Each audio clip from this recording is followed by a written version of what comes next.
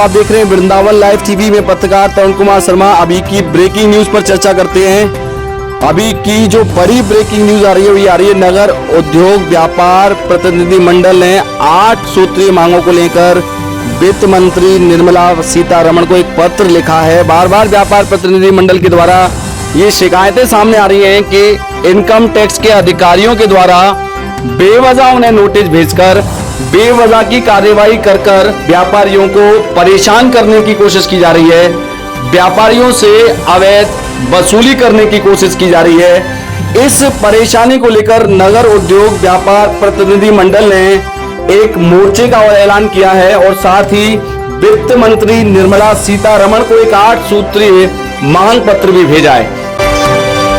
इस पूरे मामले की जानकारी के लिए आप वृंदावन लाइव टीवी के साथ बने रहिए। हम आपको दिखाएंगे और हमारी लगातार कोशिश है कि प्रदेश अध्यक्ष से हम टेलीफोनिक संवाद के माध्यम से पूरे मामले को दिखाने का प्रयास करेंगे कि आखिरकार क्या समस्याएं आ रही हैं जो टैक्स अधिकारी हैं और व्यापारियों के बीच।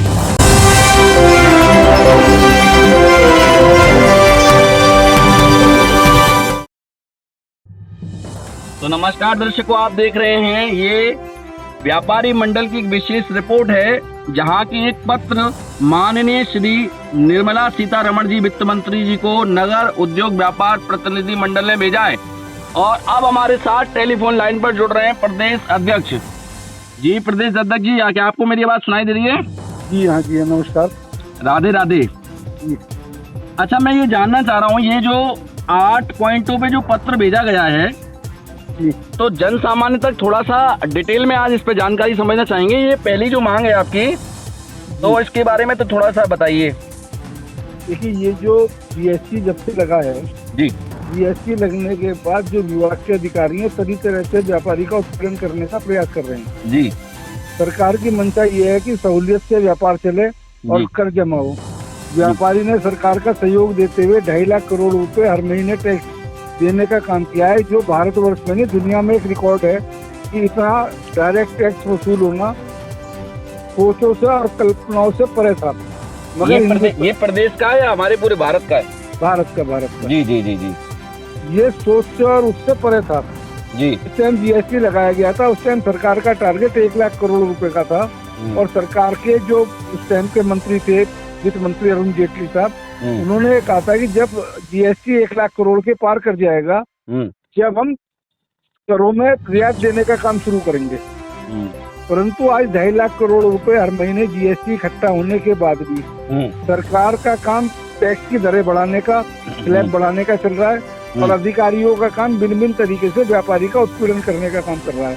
व्यापार मंडल ने माननीय वित्त मंत्री जी से बात की है कि भाई ये हमारी जो व्यापारियों की कमियां हैं, 8 सूत्रीय मांग पत्र हमने भेजा है, इससे हमारी ये कल पूरे उत्तर प्रदेश में ज्ञापन दिया गया है जिला डिस्ट्रिक्ट हेडक्वार्टर से कि ये जो हमारी समस्या है, इन समस्याओं का निस्तारण करने की कृपा करें।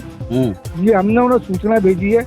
अगर हमारी इस मांग पत्र पर सरकार संज्ञान लेकर कार्रवाई नहीं करती है तो मजबूर होकर व्यापार मंडल को सड़कों पर उतरकर आंदोलन के लिए बाध्य होना पड़ेगा।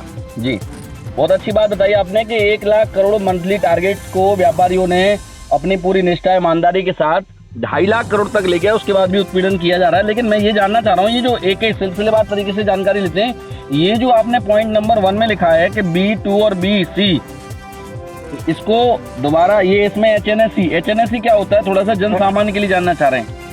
HSN कोड ये होता है जो जीएसटी विभाग ने हर उसके लिए प्रोडक्ट के लिए एक कोड डेवलप करा है, उसे HSN कोड बोलते हैं। तो जब रिटर्न पहले भरते थे तो उस रिटर्न में जो HSN कोड था वो एक ही बार डाला जाता था।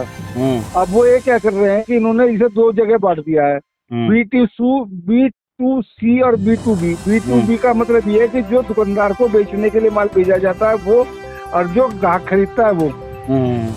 B2C का मतलब होता है कि एंड कंज्यूमर आ गया। B2B का मतलब ये हो गया कि जो माल आगे ले जाकर आगे बेचेगा। तो उसके लिए अलग अलग समरी बना के HSN कोड की अपलोड करनी पड़ रही है।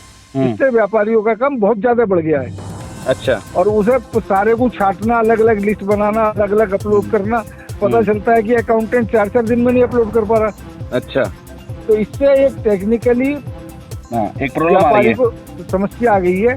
जो जितने सरकार के विभाग के अधिकारियों को और कर्मचारियों को दफ्तर में बैठने का जो काम करना था उन्हें अपने सिस्टम में, वो काम भी वो व्यापारियों से करवाना चाह रहे हैं। हाँ, मतलब उनके लेखांकन की जो प्रक्रिया का जो व्यवस्था है वो उन्होंने आप पे थोप दी है, वो हमारे पे थोप रहे हैं, जिसकी वजह से व्यापारी अपना अब जब सारे दिन हम जीएसटी में उलझे रहेंगे तो हम कारोबार कब करेंगे, और कारोबार नहीं करेंगे तो हमारा जब टैक्स का स्लैब बढ़ जाएगा तो कहेंगे कि अब तुम्हारा पिछले महीने तो टैक्स तुम्हारा इतना था, इस महीने कम कैसे हो गया। तो हमें काम करने का समय और दिमाग की शांति तो दोगे। बिल्कुल सही, बिल्कुल सही। और ये जो दूसरा पॉइंट है इस पे थोड़ा बताइए। दूसरा जो पॉइंट है उसमें जो सेंट्रल जीएसटी के अधिकारी हैं वो हमारी सभी फर्मों को सरकार ने जीएसटी को 2 जगह बांट दिया है, स्टेट जीएसटी और सेंट्रल जीएसटी। एक ही शहर में 2 दफ्तर हैं। जैसे आपका मथुरा शहर है, इसमें आधे रजिस्ट्रेशन तो सेंट्रल जीएसटी के पास है, आधे स्टेट जीएसटी के पास है। अच्छा। सेंट्रल जीएसटी वाले क्या कर रहे हैं कि अब ये कह रहे हैं जिनके केस भी हो गए, सब काम खत्म हो गया, अब उनसे कह रहे हैं कि अब नए सिरे से आपके ऑडिट करे जाएंगे। अच्छा। अब वो 5 साल पुराना 4 साल पुराना ऑडिट किया जाना कोई वो नहीं है, औचित्य नहीं है, औचित्यहीन बात है। तो इस पर जो कर विभाग है वो अपनी क्या प्रतिक्रिया दे रहा है, क्या तर्क दे रहा है? कोई तर्क तो दे रहा होगा। कोई तर्क नहीं है, वो ये कह रहे हैं कि टैक्स का जो है वो चेक करने के लिए हम इस काम को कर रहे हैं। अच्छा। इसी तरीके से जो तीसरा पॉइंट हमने दिया है कि जो फर्म बंद हो गई हैं, तो ये जो टैक्स को ये जो चेक करने के लिए बोल रहे हैं, तो क्या इसका कोई कर प्रावधान में कोई अधिनियम में इसका उल्लेख होगा कि नहीं है? नहीं है, वो तो जिनके केस हो गए उनका तो दोबारा केस रीओपन ही नहीं हो सकते। अच्छा अच्छा अच्छा जी। जिनके मैंने सीए से ऑडिट करवा के बैलेंस शीट दाखिल कर रखी है जी, अब वो जबरदस्ती दोबारा डिपार्टमेंट का ऑडिट हमारे जिम्मे थोप रहे हैं। वो खाली भ्रष्टाचार को बढ़ावा देने के लिए मेरी जैसे कि व्यापारी डरे घबराए और फिर कुछ ना कुछ व्यवस्था हो, मतलब सीधी बात ही है। सरकार ने जीएसटी जब लगाई थी तो जीएसटी लगाने में सरकार की मंशा ये थी कि अधिकारी को व्यापारी को दूरी बना दो जिससे भ्रष्टाचार ना हो। टैक्स का कलेक्शन भरपूर हो रहा है और फिर भी भ्रष्टाचार की मंशा से ये अधिकारी नए नए रास्ते निकाल रहे हैं कि जिससे व्यापारी का उत्पीड़न किया जा सके। जब तक हमारी दुकान पे आएंगे नहीं या हम इनके दफ्तरों में जाएंगे नहीं, जब तक हमसे भ्रष्टाचार कैसे करेंगे? समझ गया मैं। तो ये अधिकारी सरकार की जो नीति है उस नीतियों के खिलाफ काम करके सरकार को बदनाम करने का काम कर रहे हैं। यदि इन्हीं नीतियों पे काम सरकार ने इस पर रोकथाम नहीं लगाई तो इसका नुकसान आने वाले चुनाव में हमारी सरकार को भी उठाना पड़ेगा, क्योंकि व्यापारी वर्ग जो है वो इससे इतना उत्पीड़ित हो जाएगा कि वो सरकार के खिलाफ खड़ा हो जाएगा। बिल्कुल सही। तीसरे पॉइंट पे थोड़ा चर्चा करना चाहेंगे अध्यक्ष जी। तीसरा पॉइंट ये है कि जो फर्में बंद हो जाती हैं या जो टर्नओवर की लिमिट से नीचे चली जाके जीएसटी का सरेंडर कर देती हैं रजिस्ट्रेशन, उनके सरेंडर करने के बाद फाइनल फॉर्म 10 भरा जाता है जीएसटीआर 10। ठीक है, जिन्होंने भर दिया सारे काम कर दिए, अब उन्हें पैसे तो दफ्तर में मिले नहीं, उन पैसों की वसूली के लिए सिस्टम पर जीएसटीआर 10 भरा हुआ है, बार बार नोटिस भेजते रहेंगे जीएसटीआर अपलोड करो, जीएसटीआर अपलोड करो। अरे भैया जब इसमें अपलोड है तो अपलोड का ऑप्शन ही नहीं है, हम कहाँ से अपलोड कर दें? ये तो कोई इस तरह के नोटिस की कॉपियां आपके पास हैं व्यापारियों की? कुछ मेरे पास है, बहुत सारी कॉपियां। अच्छा, मतलब अपलोड होने के बावजूद भी नोटिस भेज दिया जाता है? हाँ हाँ जी। तो ये तो मतलब इससे तो साफ ये जाहिर हो रहा है कि अधिकारी मतलब सिस्टम से जुड़े हुए नहीं है क्या? मतलब सिस्टम इतना मतलब बेकार हो चुका है, अधिकारी सिस्टम का दुरुपयोग कर रहे हैं। वो जो व्यापारी, एक मिनट रुकिए, मैं ये बताना चाह रहा हूँ, क्या वो जो व्यापारी जो अकाउंटेंटों के भरोसे रहते हैं उनको डराकर सिर्फ लूटने का एक तरीका बना लिया गया है? ये भ्रष्टाचार की पराकाष्ठा है जीएसटी विभाग में। जब आप बता रहे हैं हाँ STR 10 भरा गया है उसके बावजूद भी नोटिस भेजा गया है, तो मतलब ये कैसी कार्य प्रणाली है? मुझे तो ऐसा लगता है कि इनका संप्रेषण तंत्र पूरी तरह से ठप हो चुका है। नहीं, ठप नहीं है, वो तो सिस्टम सारा ठीक है, मगर लूट मचाने के लिए, भ्रष्टाचार करने के लिए इस तरह के फर्जी नोटिस भेजे जा रहे हैं, क्योंकि विभाग अपने अधिकारियों के खिलाफ कोई कार्रवाई नहीं कर रहा है शिकायत होने के बाद भी। तो किसी व्यापारी तरफ से जैसे जिसने STR 10 भर दिया है और उसकी सूचना को फिर पत्राचार किया, मतलब बहुत सारे लोगों का करा। जब किसी का लेके जाते हैं तो उसका फिर खत्म कर देते हैं, व्यापार मंडल के लोग डिलीट कर दो। पहले तो अगर व्यापार मंडल नहीं गया है, साधारण आदमी जाएगा तो उससे सौदेबाजी करके पैसे मांगेंगे। जी, समझ गया। ये आपकी मतलब बहुत अच्छी पहल है, जिससे कि एक व्यापारी को नोटिस आते ही परेशान होना पड़ता है, अपना काम धंधा छोड़कर उस नोटिस के पीछे भागना पड़ता है, तो व्यापारी कैसे फोकस करेगा? जी, प्रदेश अध्यक्ष जी, थोड़ा सा चौथी और आपकी जो 8 सूत्री मांगे, उसमें चौथी मांग पे थोड़ा सा विस्तृत चर्चा पे बात कर लेते हैं। ये क्या है? चौथी मांग हमारी ये है कि जो हमारा माल जाता है तो उसके लिए ईजे बिल काटा जाता है, और ईजे बिल काट के जो हमारा माल भेजने वाला व्यापारी है पूरा टैक्स डिपार्टमेंट में जमा करता है। तो गाड़ियों को रास्ते में रोक के जांच करी जाती है। ठीक है। जांच करने के टाइम में अगर किसी में कहीं तारीख में मिस्टेक हो गई या कोई एड्रेस में मिस्टेक हो गई तो उन बातों पर उन पर जुर्माना लगाया जाता है। हमारा कहना ये है कि मानवीय भूल या टेक्निकल आधार पर जब टैक्स पूरा जमा है तो उस पर कोई जुर्माना लगाने की कार्रवाई पूरी तरीके से गलत है। हाँ सही है।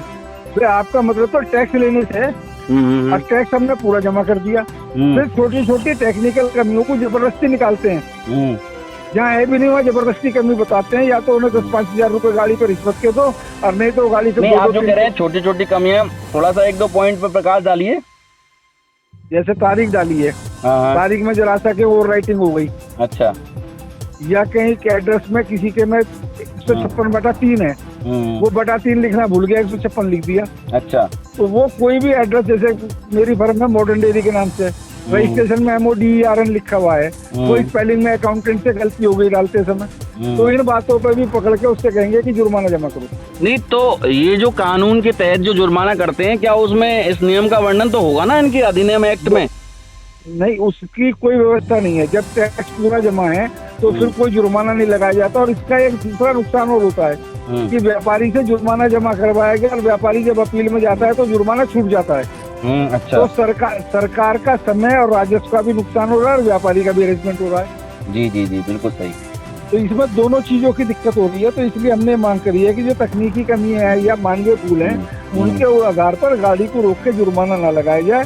सिर्फ अगर कहीं टैक्स की रेंजिंग है, कुछ कर चोरी कर रहा है तो वहाँ जुर्माना लग, अधिकारी का कर की चोरी नहीं है, वहाँ जुर्माना नहीं लगाया जा सकता। जी जी जी, ये तो ऐसा सिद्धांत है कि जिसे हर आदमी मानेगा। बिल्कुल सही, बिल्कुल सही। आपकी जो 5वें नंबर का पॉइंट है, फटाफट इस पे भी चर्चा कर लेते हैं। ये क्या है?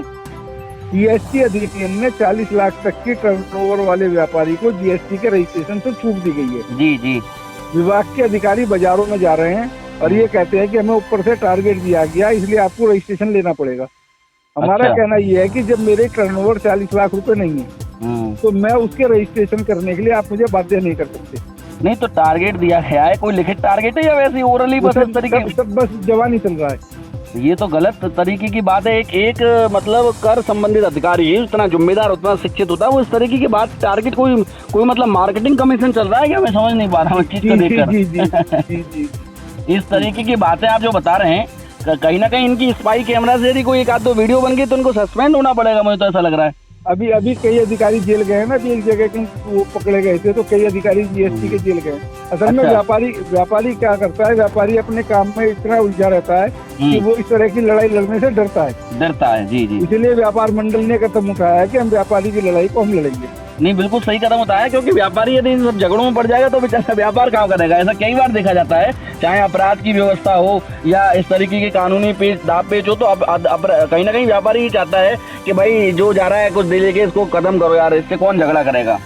और इस तरीके की शोषण की जो प्रक्रिया है वो बढ़ते ऐसे अराजक और ऐसे भ्रष्ट अधिकारियों को जो है बल दे देती है। तो आपके नगर उद्योग व्यापारी जो मंडल है, प्रतिनिधि मंडल, ये बहुत अच्छी आवाज उठाई है। चलिए 7वें नंबर के पॉइंट जरा थोड़ा सा आते हैं। ये जो 6वें नंबर का पॉइंट है, इसमें भी थोड़ा सा बता दीजिए। सरकार ने जो जीएसटी लगाया है इसमें जीएसटी में 3%, 5%, 18%, 12%, 28%, 0%, ये इस तरह के 10 स्लैब बनाए हैं। एक परचून की दुकान या हार्डवेयर की दुकान करने वाले के पास 10 स्लैब का सामान आता है, अलग अलग चीजों पर अलग अलग टैक्स की दर है। तो उसकी बिलिंग करने में, उसका हिसाब रखने में भारी समस्या आती है। जैसे तंबाकू है, तंबाकू पे टैक्स है, तैयार तंबाकू पे 18% है, कच्चे तंबाकू पे 5% है। हमारी सरकार से मांगी है कि जीएसटी के जो स्लैब है ये कम करे जाएं और 28% जो जीएसटी का स्लैब है ये खत्म करा जाए। 28% टैक्स बहुत ज्यादा होता है, 28% टैक्स नहीं दिया जा सकता। अधिकतम जो स्लैब है जीएसटी के टैक्स का वो 18% रखा जाए। हम जो करोड़ों रुपए लगा के व्यापार करते हैं, हमारा मार्जिन होता है 1-2% का, और सरकार 18% टैक्स में भी उसका अपना काम नहीं चला सकती। नहीं, सही है। टैक्स की जो दरें हैं इस पर एक विस्तृत चर्चा होनी चाहिए। ये थोड़ी ने सरकार को ये भी ध्यान में रखना पड़ेगा कि व्यापारी किस तरीके की समस्याओं से जूझकर व्यापार करता है।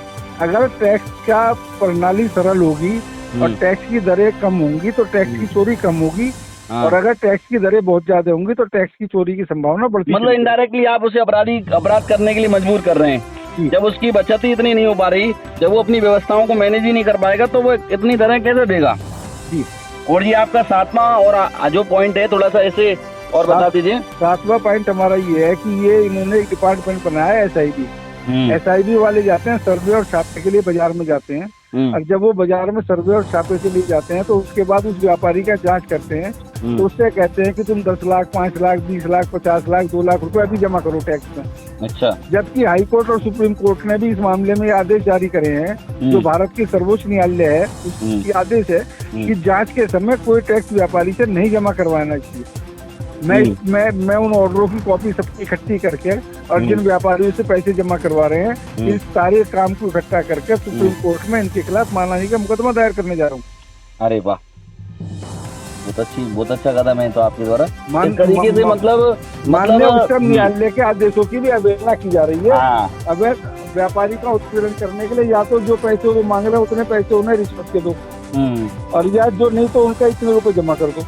तो कहीं ना कहीं ऐसा लगता है मुझे, जो आपने जो पत्र भेजा है, ये जो आपके वित्त मंत्री हैं, इनको बैठकर आपके साथ अच्छे से इन पॉइंटों को समझना चाहिए, और जो इनकी व्यवस्थाओं में जो अराजकता है और इनके जो कंप्यूटर और जो टैक्सेशन प्रणाली में जो टेक्निकल जो चीजें हैं उनको सुधार कर और एक व्यापारी को कहीं ना कहीं एक रियायत का रास्ता दिखाना चाहिए। जबकि आप बता रहे हैं कि 1 लाख जो आपका टारगेट था मंथली, करोड़ का है ना, 1 लाख करोड़ का टारगेट था, उससे भी ऊपर जबकि व्यापारी पे कर रहा है। और जब सुविधाओं की बात आती है तो कहीं ना कहीं व्यापारी को किसी प्रकार की कोई सुविधा नहीं दी जाती, वो व्यापारी किस किस चीज से संघर्ष करेगा।